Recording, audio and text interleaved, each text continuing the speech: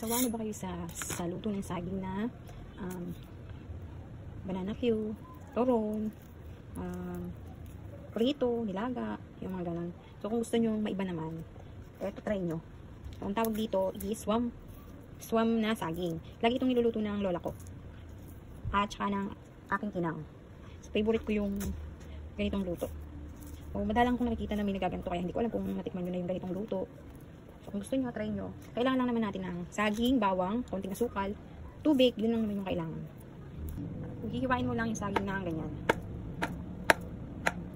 Ganyan na hiwa. Tapos, kailangan natin ng bawang. Ng konting mantika.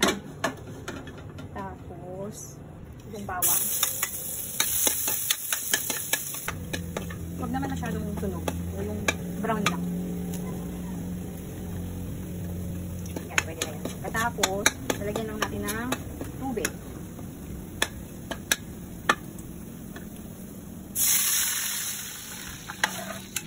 Tantahin nyo na lang yung tubig.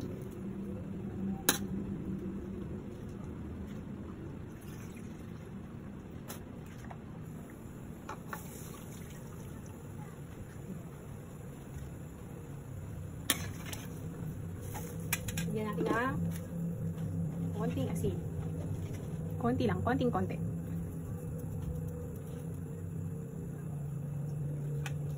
Tapos lagay na natin ang saging.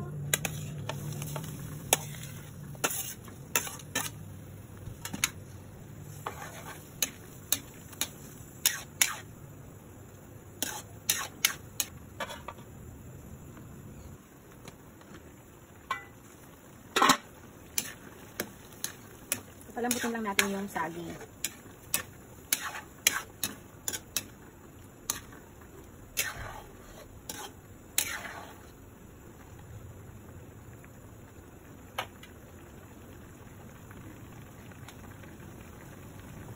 Pag sa tingin nyo, malambot na yung saging, naglagay na kayo ng sugar. So, yung sa sugar, tansyahin nyo na lang kung ano yung ng lasa nyo. Huwag masyadong matamis.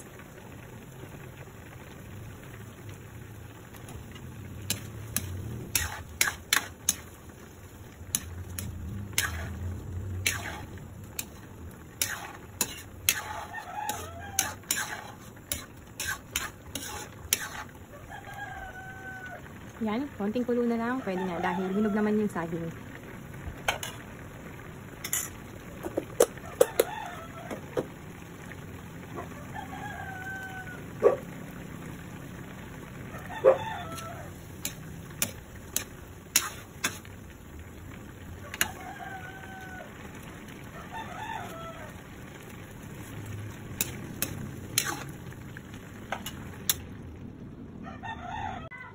Ayan, luto na ang swam na saging. Ito na ang swam na saging. Yan, kadalasan to niluluto ni inang pag tag-ulan, pag malamig. Or pwede naman siya merienda. Yung parang yung lola ko inuulam to.